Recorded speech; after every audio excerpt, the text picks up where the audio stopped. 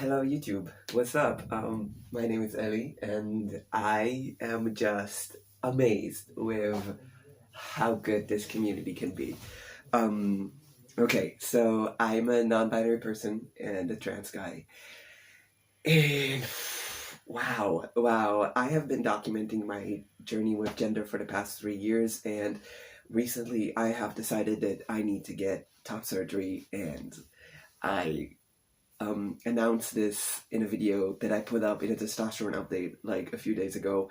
The same day I started a GoFundMe with the target of reaching 5,000 euros, which is not the entire expense that top surgery is going to be for me, but it's the big chunk. Since then, I've been able to collect 1,400 euros. So out of the 5,000 euros that that we want to get to be able to do this surgery, we have 1,400, which leaves us with like 3,050 to fundraise. This is amazing. This is just, it feels so good to know that there's a community behind me that wants the best for me, that's willing to put itself out there for me, and it feels amazing.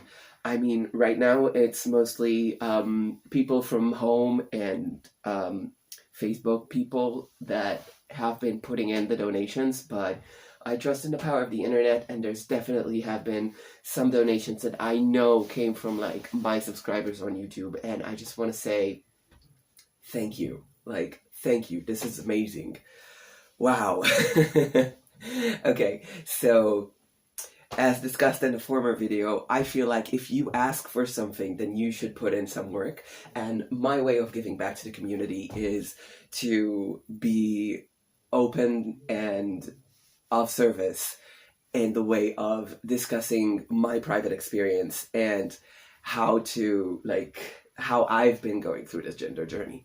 And I want to start this by answering a very good question that has been posted to me in the comments on my last video. So here we go. The question is by L Andre Zelvin. I hope I didn't butcher your name too bad. I'm so sorry if I did. And if you want, I can butcher it in a Hebrew accent. L Andre Zelvin. Okay, so Andre writes, so I have a question or questions about Hebrew. How was it being back in Israel speaking in masculine? How hard was it switching to or even thinking in masculine conjugation? Does the language itself change how you feel? We don't really have that in English. I was thinking, since in English it's only the pronouns and only the third person pronouns that change, our internal speech does not change. At least I don't think that about myself in third person, and I don't think that most people do. When I tried speaking in Hebrew, because this person also speaks a little bit of Hebrew, like, how cool is that? When I tried speaking Hebrew with masculine conjugation, it was hard. Not that my Hebrew is so great, but when I did, I felt the enormity of the switch. Anyways, I'd be interested in anything you feel like sharing about that. So, first of all, Andre, you're just awesome. Like, why would you speak Hebrew? That is so cool. Okay, so first off, let me say a couple words about Hebrew for any of you that don't speak or have actually even heard the language. So Hebrew is a highly gendered language, just like Andre said. So in English, you only gender the third person pronouns, right? It also speaks Spanish. So in Spanish, you gender third person pronouns, and then you gender some of the adjectives. Like a pretty chair would sound different than a pretty what's masculine than a pretty floor. Okay, so bonito, bonita, it's pretty easy to catch on. Like, bonito is for a masculine object or person, and bonita is for a feminine object or person. And there is no neutral. Well, there is some neutral, but like some adjectives are just male and female at the same time. Okay, Hebrew is different. So Hebrew, for the first part, has so many gendered parts that it's almost hard to find something that isn't gendered. Like the adjectives, the verbs, the pronouns, and the object, like the nouns themselves, are all gendered, and it's just masculine or feminine. There is no neutral. Like, Hebrew does not have a neutral gender for anything. Like, the word neutral in Hebrew is masculine. So obviously growing up as a non-binary person is kind of complicated, and to make a non-binary utterance about yourself, you would literally have to do it only in the present, or in the first person present or future forms is the only way you can make an utterance in Hebrew that is not gendered about yourself. And it would still be gendered about everything else in the world around you. So everything has a gender. To not gender yourself, you would really have to go to great length, and there's really some things that you just can't say. Okay, so that's the first thing. Like, let's do one or two sentences. Like, I need to pee. So if I say that in the feminine form is אני צריכה להשתין. אני צריכה להשתין. Okay, so I used a vulgar verb there for pee, but I guess it just makes things a little bit more fun. So it's like, I need to take a piss. Now, if I say that in the masculine form is אני צריך להשתין. אני צריך להשתין. So let's do that super slowly. Feminine, אני צריכה להשתין. צריכה is the verb. Masculine, אני צריך להשתין. צריך is the verb. So צריכה, צריך. So it's quite a big difference. And it's like that for basically everything. Okay. So now let's go through Andre's question and see if there's anything that that I can say that is of any value. Wow, I am just so jittery, I'm just like, I'm happy in a jittery way, and I'm excited. I'm grateful. Okay. What was it like being back in Israel speaking masculine? Okay, so actually this is not my first time being in Israel and speaking in the masculine form. I've actually been to Israel one time before speaking in the masculine form, which was last year. Last year I was already pretty much using the masculine. But not with everybody all of the time. So last year when I went to Israel, I would kind of speak masculine to whoever spoke masculine to me and speak feminine to whoever spoke feminine to me. This was because I had like this huge thing about not telling people how to address me, or at least I used to have it. And a big part of it was that I wanted people's speech towards me to reflect what they see, because I felt like if they were speaking to me in feminine, they must see me as a female, and I kind of wanted to be on top of that. Like, I didn't want what their vision of me is to kind of be like hidden behind them being polite or them saying what I think they want to say. I really wanted to know how I was perceived. It was infinitely important to me. And how did I feel being spoken to in feminine? It's kind of complicated because now this is an important bit of something to discuss. My internal monologue is mixed. So I have parts of me that I speak to myself in feminine and parts of me that I speak to myself in masculine. And masculine is a recent addition to my internal dialogue. So I used to think that because I only spoke to myself purely internally in feminine, and I felt like such a poser and a hypocrite and a fake when I used masculine in my internal dialogue, that I must not be transgendered. Like, that was my conclusion. Like, it's impossible that I'm transgendered, because transgender people have an internal dialogue that is in accordance with their desired gender, right? And it wasn't like that for me, so I must not be transgendered. Turns out that after like a year of only using masculine language for myself, that my internal monologue has begun to change. So I do now use the masculine form also in my mind when I am thinking. And that actually, when that happens, it kind of surprises me and it feels great.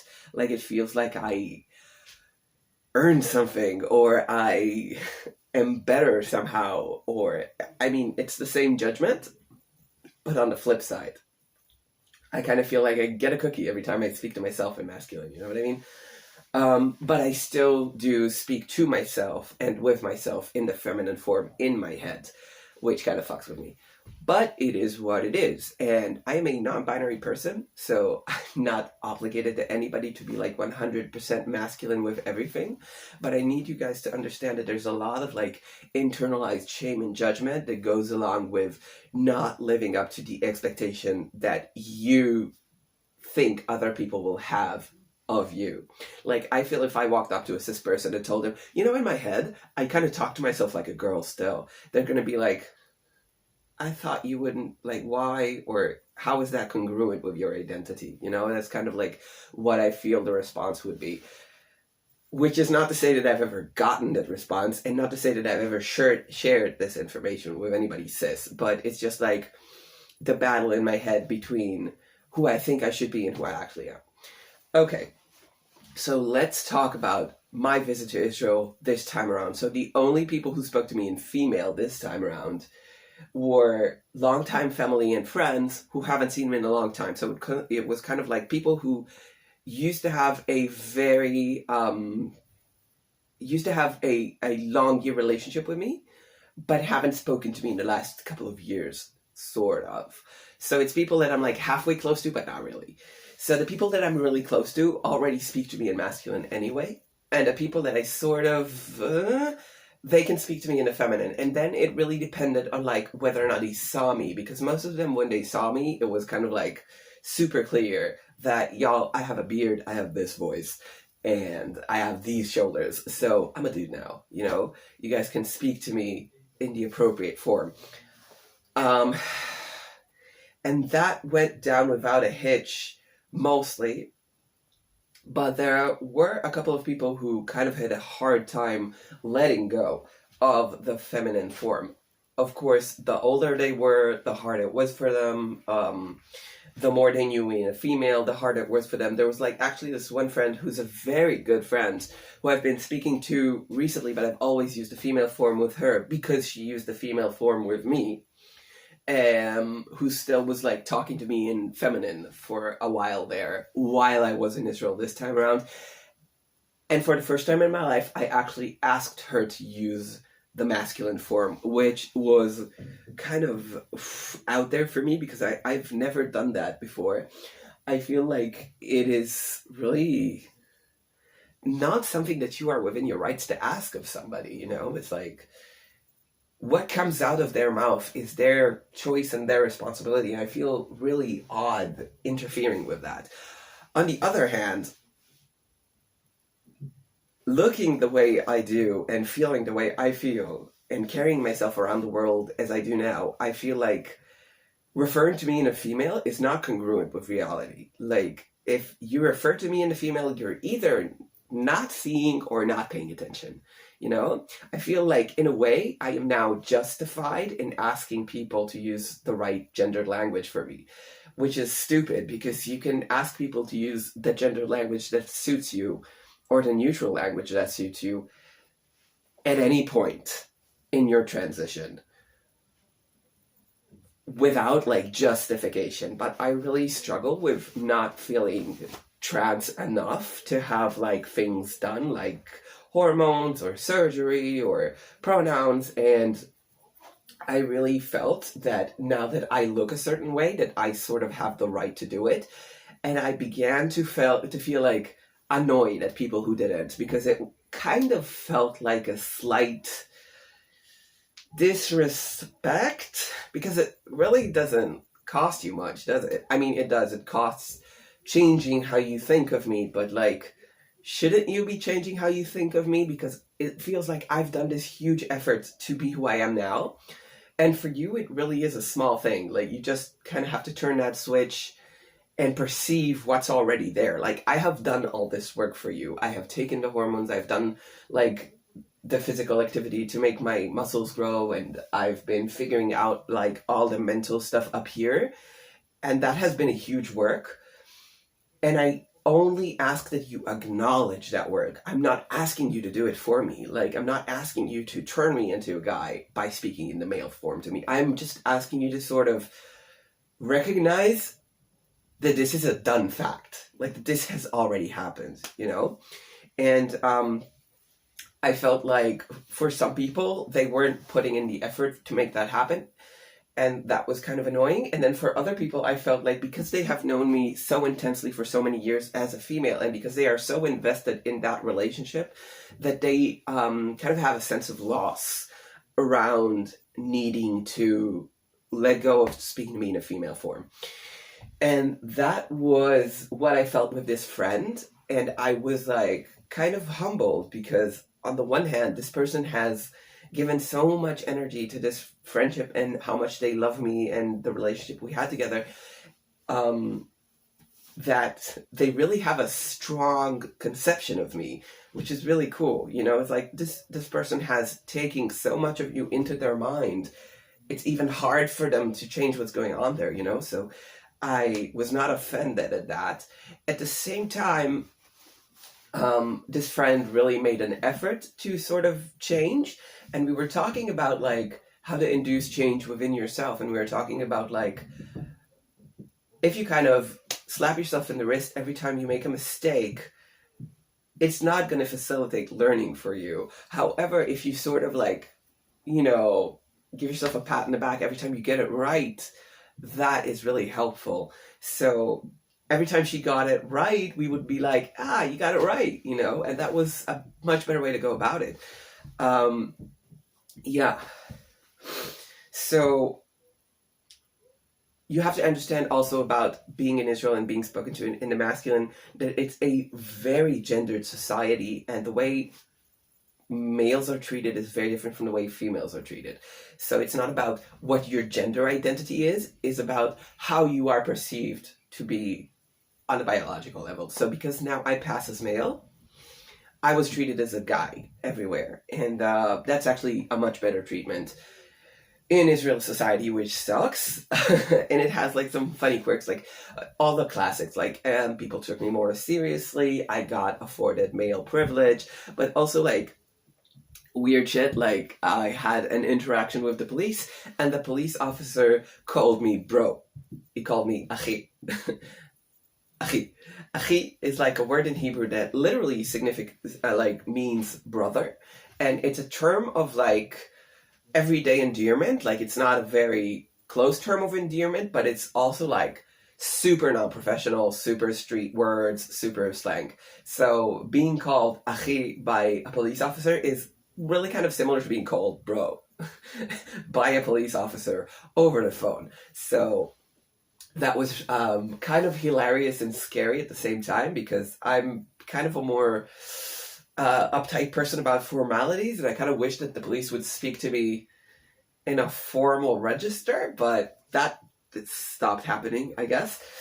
And then yeah, like what else can I say about that? Okay, so I'm gonna I think I'm done speaking about that, so I'm just gonna go on with the question.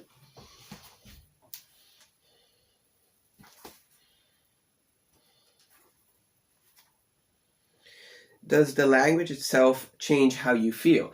Okay, so for me, when I speak in a masculine form, that is one of the moments where I feel most male. And it used to be kind of a place for me, because I didn't feel that I have the right to use the male form, and that I kind of didn't deserve it, which I touched on before. And now I'm having like this, like this ownership moment, like this is mine. You know, I get to do this. I get to participate in the conversation like this, which is kind of like complicated for me, because it's a very self-conscious moment, and it's a very important moment, and I think for everybody else around me, it's invisible. So I feel like I'm doing this huge lifting mentally, and everyone around is just like having a conversation, you know, the most casual thing happening, and I'm like outing myself as a trans guy, and it's not that for anybody else but me. So it's kind of like on one level, I'm up here with my emotion, and everybody's like here. So there's a discrepancy. And the second thing is, I am so hyper vigilant that I might fuck up and say something in a feminine form, which, by the way, also happens. I speak in a feminine form sometimes, and it's just like moments of slippage. And it's not because I internally don't think of myself as a trans guy. It's just because I've literally been speaking like that for 30 years. I'm an adult. I've had a lot of interactions that are gendered as female throughout my life, and whatever my internal sense of identity is, it has been layered upon by the social interactions that I've had for 30 fucking years. I mean, can you tell that I feel insecure about this? Is it shining through? Because I do. And it is. Okay. In English, it's only pronouns. Da, da, da, da. Okay, so I think I've basically answered the question. I just want to say that the last thing that I want to say about language is that when I listen to music, I still feel that I am spoken to when the song has a feminine address. Like if the singer is singing to a feminine person in Hebrew, I feel like it's about me. And if the singer is singing to a masculine person, I feel like it's not about me. And then if the singer sings in the female, I feel it's not about me. And if the singer sings in the male, I feel it is about me. So, okay, so imagine there's two people in the song. There's like the singer and there's the listener, okay? So if the singer is speaking to the listener in the feminine, I go like, oh, yeah, they're speaking to me. And if the singer is singing in the masculine, I go like, no, that can't be me. I am not possibly recognized as masculine. You know what I mean?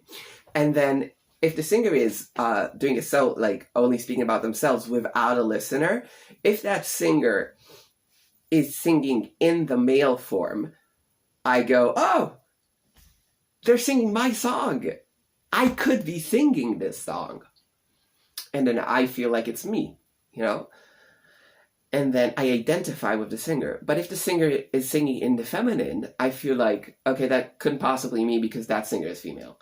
So you can see that there is an internalized sense of self as male, but that I still don't feel recognized by other people as male. So I think that's pretty cool. And the other day I've been doing this exercise with myself of like listening to a song that's being sung in masculine and telling myself, no, this song is about you, you know? Which is kind of a strange exercise, and it does make you feel kind of like validated, and then you get scared because it's also a kind of pressure because it's a new place to be in, but it also feels good. So I really recommend that if you people still don't have a solid conception of yourselves as the gender you need to be, that you maybe play with this for yourself. Okay, so this was a quick video about gendered language, Israel, and apparently a lot of internalized guilt, shame, and insecurity. So I hope you guys enjoyed it. Let's give a treat to anyone who's made it out through all of this 24 minutes of a video. You guys get to see a sleepy cat. Chappie, you want to say anything to the internet? She's very sleepy. I just picked her up from where she was snoozing. I'm a bad mommy. Is that true? Or a bad daddy? I'm a bad animal parent because I picked you up when you were asleep. Okay. Thank you so much for sticking around. And me and Chappie want to see you guys in the future. Go find me in the description.